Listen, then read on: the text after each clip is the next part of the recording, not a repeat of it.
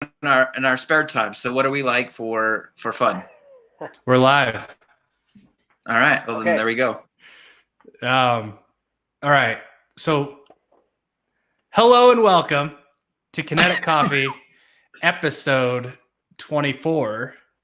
As you can see, I have not exactly titled the episode yet because we're going to spitball it a little bit. But as usual, it's going to be some amazing content brought to you by the crew. Guys, before we lead into all this stuff, why don't we just talk about either a funny joke or something from this week that happened to you? I'm at the top of my mind, I'm thinking about Jake's video that he posted because that was the best thing I've ever seen. So maybe if we could hear the story behind that video for Jake, that would talk about your conversation. Yeah. Well, most of the conversation was in the video. There wasn't much after that. Yeah, that was interesting. I had never met her before in my life. How many times has this happened? That's the first. For people that didn't see the video, why don't you set the stage here and describe it? Okay. So I was outside and I was trying to get my session in, and I was in the middle of my snatch work. So I was like on my last set, and you can kind of see people walking around, but sometimes people just they usually just ignore you, or they just give you like a huh like that, and they walk past you. I kind of saw this old lady coming up from behind, but I wasn't really paying attention to her just because nobody ever usually says anything. So I was starting my complex, and then as soon as I started, I got about halfway through, and she like, I'm facing this way, and she comes up on my left hand side, and she's like, whoa.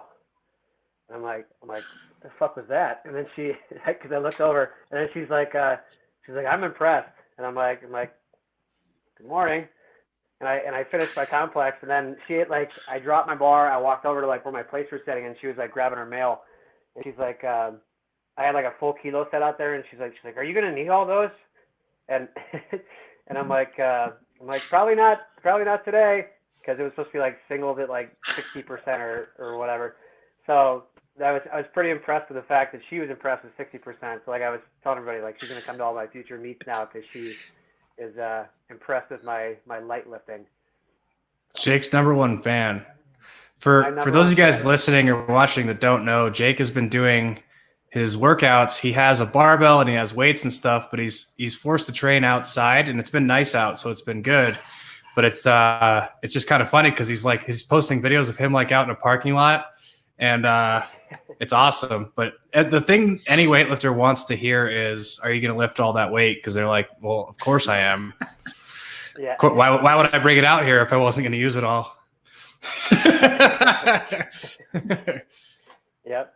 Oh, and then yesterday, just to add to that, maybe you guys saw my story, or maybe you didn't, but I was still with the dinosaur. I was setting up for my training session yesterday, and there was a guy in a T-Rex suit walked past me. Not only that, but they had a Triceratops on a leash, and they were walking that past my house. And they didn't even say anything when they walked past. They just they smiled and they walked past. I'm like, all right, people are starting to lose it. We're only the second weekend of quarantine, and people are starting to go crazy. So. Oh, good old isolation. Oh yeah. How are your workouts going, Josh? Mine are good. What's that? I don't see as many videos from you. I don't post mine either, so it's all good. Yeah, I don't post mine unless you request them as my coach. I don't really post mine. Yeah. But no, they're good. Each lifting session, I'm getting progressively better. It feels like the weight's getting a lot better to move around as far as it gets heavier. Having that mental state while I lift, I'm actually pretty aware of what's happening when I lift now, and then. As far as missed lifts, it's pretty much mental now, because now I know I can grind through it. So that's been fun to realize is how well I'm able to push my mind through, even though you get to that point where you can't push anymore, but you just stay with it. And then also the fear of being by yourself plays a big factor in that, because you don't want to drop the bar on yourself or be in a bad situation. So that's been quite the motivating factor as well. Mom! That's awesome. Yeah. I was thinking about exactly that mom thing, because I was That video. I was benching and Katie was at work and I wanted to go heavy, and I was like, you know what, screw it, I'm going for it. I'll just call for Jackson, who was sleeping at the time. Yeah. Yeah. So I'm still enjoying it. Yeah. It's not the best situation, but it's been interesting. I was walking the babies the other day, and my neighbor 2 doors down was putting in one of the same racks we have at the gym, and he had hired people to do it for him. And I was like, dude, Oh, no I way. put 6 of those a couple of months ago at my gym. Like, I would have done this for free. And he's like, yeah. So he's got people in like full masks and gloves doing the installation for him. But now he's got that sweet rig that we have at the gym. So that's cool. But yeah. All right. So Josh, you had a good idea for a topic today. Why don't we explain it and dive into it? So my thoughts on this were, of course, we have a lot of downtime right now. We're not traveling as much. We're not in our vehicles, specifically working. I mean, that significantly cuts down our time working wise, because we don't have that commute anymore. So it dawns on me that what do we do in our spare time? What do we fill our time with? Whether it be movies, TV shows, and I know for us, we typically like to go on YouTube and find stuff to learn or find new and interesting things. And one of those topics was Joe Rogan for us right before we started. But there's many other things. So I just wanted to kind of figure out what kind of content are you guys consuming in your downtime. So that was the idea behind that.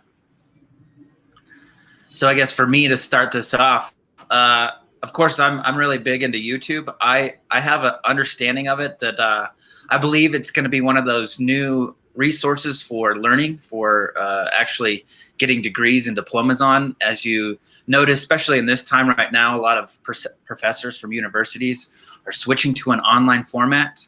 I know a lot of our experimentations that they're doing for class are getting posted on YouTube. So even if you just look at like the university standpoint and professors trying to make some extra money on the side if they can, or just getting out information, a lot of stuff is getting published onto YouTube, and just kind of figuring out where to find that and where to watch it. So like for me, I like to watch a lot of conversations on stage, so to speak. So like a big one that I've been following a lot is Sam Harris and Jordan Peterson. They've been going back and forth on like free will is one of their big topics. Is free will really free? Is as far does it exist, or is it something that just happens and we just kind of fall into it? So just certain things like that. Joe Rogan's a big one for me. I like to listen to a lot of lectures online. So Alan Watts has tons of lectures that I've kind of submerged myself into. There's also a few other channels that I follow. There's a guy called Bright Insight, or Eons is a good one by PBS they put on. So these are typically the stuff that I fill my time with alongside reading and stuff like that. So that's kind of where I'm at. That's just kind of a start. So it'd be cool to see where you guys are at, kind of pass the conversation along. Sure. You want to go next? Yeah. So the interesting thing that I'm finding is so it's kind of related to that. I'll go off on like a tangent really quick. Like with in terms of like time and like spare time, I feel like I actually have less spare time now than I did, which is kind of interesting. So it's crazy because I think earlier this week was probably the first time where I actually felt where I was actually bored. And that's kind of interesting for me because I usually never get there because I'm always kind of like trying to be active, trying to do something, trying to keep my mind busy. So that was kind of new for me. But I would say that like now that I'm not like driving back and forth to the gym every day, and I'm not coaching a significant amount of hours like we were before, I'm consistently just trying to work on like content and videos and things like that. So that takes up most of my time. And then I think after that, usually I'm finding my workday is getting pushed a little bit longer than it had before, and I'm doing most of that stuff. So when I do have free time, long story short, most of it's just spent in reading, and then because I'm in front of a social media platform all day, I try and disengage as much as I can from that, because I'm starting to find that that's like really, really, really taxing, just because there's so much misinformation and information going around, and it's hard to know what's true, and so I try and like take my mind off of most of that. So I've been spending a lot of time watching comedy specials on Netflix, if that makes any sense, to try and take my mind off of that. And then Joe Rogan's been pretty funny. I do like his NASA suits. The episode with Red Band yesterday was probably one of my favorites. They both had the suits on. But yeah, other than that, I'm pretty, like a lot of stuff I mentioned last week, like the Stoic philosophy, a couple books. I actually have worked my way through books a lot faster now at this point, because I'll use that as an option too if I get off of the computer and I decide to try and wind down before I go to bed. But yeah. Yeah, I'm probably more similar to Jake, but I think this is part of my personality that always is the case. Is when I feel like I have downtime, I don't really like it, so I fill it with things to do. But in this case, with the gym being shut down, we've completely converted to a online virtual company, and because we have a high level of kind of client support, I've been going back to back basically all day on client accountability check-ins and strategy sessions, and now I've taken on more individual design clients. So when I'm not on Zoom with people back to back, I'm doing programming, or I'm shooting the videos necessary for the video production, or I'm doing the voiceovers for all the daily WODs that you guys are getting. So though I'm not coaching per se, unless I'm coaching you in a Zoom session, I'm pretty busy, so I don't have a whole lot of free time to do these things. That said, in the evenings, Katie and I are watching the new season of Ozark. I love that show. Money laundering is cool, and and I just started that, so yeah. And then I try to stay up on Joe Rogan, but what's interesting is now that I don't drive, that's typically when I would consume audiobooks and podcasts and stuff like that. I don't really have it, so it's like if I'm doing something busy, I'll turn on music or something like that, and I'll get more into that kind of stuff when I'm trying to flow. But yeah, it's been crazy. And then since apparently I'm not essential, I'm not allowed to take the babies to Stacy's, so I'm with the babies at Katie's work. So it's I don't actually feel like it's any different, other than I'm just working constantly in this room rather than a different room. So right. But it kind of sucks because I am a constant I'm always consuming some kind of content. I'm always doing some level of personal development, whether it's for the gym or working on me trying to be a better husband or dad or whatever. I never stop that kind of stuff. It just kind of changes depending on the month or the time of year. So right. Yeah, that's really cool. Yeah, outside for me, I've had to build a structure to kind of work around based on how my day's going, because it's like you guys, I have to go online for school now. So of course, a lot of their videos and stuff are put online, and we have assignments to do and all that stuff. So I think I have a little bit more freedom to venture out, especially with our anatomy class. Our teacher kind of advocates for us to go on Google and search out videos and find new ways to learn and memorize different muscles and tissues and stuff like that. So I've been encouraged through school to kind of venture out and find new content in that regard. So I'm a little bit more free to do that, especially with being pushed upon myself. So really enjoying that. Also, in this time as well, I know a lot of people, they like to relax at night and watch TV and stuff like that.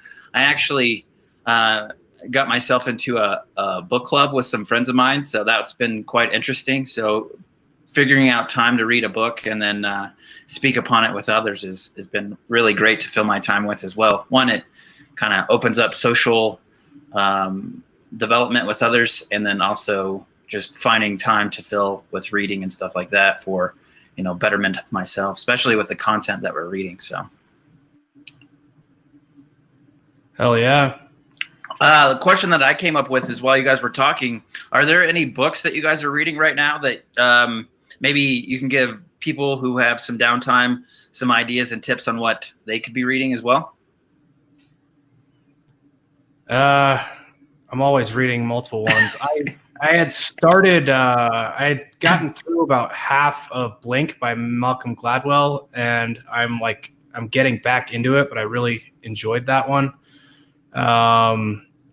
There's another one that nobody's going to like this one, but I'm going to say it anyway because you asked the question.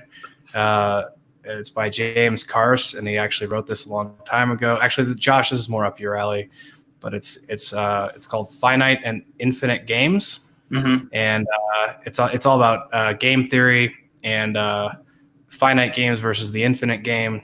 So this is right up Josh's alley because it's like, okay, the game of basketball, for example, is a finite game. Even this game that we call our life is a finite game. But what is the infinite game? That's the universe that keeps expanding, and it's nuts. But it's something you probably have to read 15 times to actually understand all of. It's cool, but you have to be very focused on it. But anyway, I threw it out there. You asked the question, so actually, after this, I would love to have you send me that because I would love to read that. Yeah, I've actually found stuff upon those ideas as well. So that book sounds very interesting to me. Yeah, James Carse, he's the man. He wrote this a while back. He's I think he's still a professor at I want to say NYU or something like that. But here it looks like, I don't know if I can. I don't know. Take a snapshot and send it to me. Maybe we'll post it on Facebook or something. I don't think anybody but us would actually enjoy this. Right. Yeah. What about you, Jake? So I just finished Tipping Point. That was my third book in March. I set out with a goal to try and read at least 3 books a month.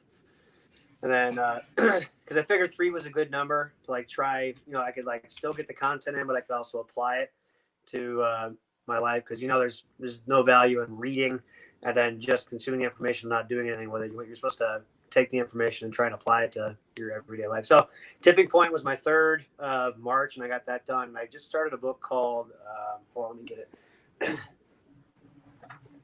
It's called Contagious, and it's written by Jonah Berger. This is kind of it's like a stepping stone off of Tipping Point. So if you read Tipping Point, this is the book that came 10 years later. And this guy applied all the principles from Tipping Point to everyday situations to explain why certain ideas catch on and why things spread and why not, which is actually kind of interesting because the whole beginning section of Tipping Point, especially now with the times we're in, is talking about how diseases spread and what's the tipping point for a disease. And it talks about the fact that the disease is spread by a 0.3% of the population, the people that have high risk behavior that don't necessarily, it's just kind of interesting. So it was really interesting that I read that at this time, and it kind of applied to what we're going through right now. And then I do have that book on Viking mythology that I'm trying to get through, but it's rough. I can't read more than a couple stories at a time because I can't retain anything. For some reason, it's just it's very, I don't know if it's the author of the book that I picked out or what. I just can't seem to get through it in big chunks like I can the other books. But yeah, I'm happy with Gladwell. I just got that done, and Berger's my current one. What about you, Josh? Very nice. I've got about 4 things going on right now. So I've got the book club that I'm doing. So that's the New Earth with Eckhart Tolle. So we're doing chapter by chapter and having discussions on that. And that one's totally built on consciousness and ego, which is extremely empowering as far as the mental state and consciousness. So I'm really enjoying that one, but it's a little slow just because we're trying to do it as a group. So reading a chapter at a time and then waiting to discuss. I'm also almost done with The Alchemist. So this is my first time reading that. That one has been a really fun read for me, especially being at the level of awareness that I am on a conscious level, and how the verbiage is in that book. It's very deep.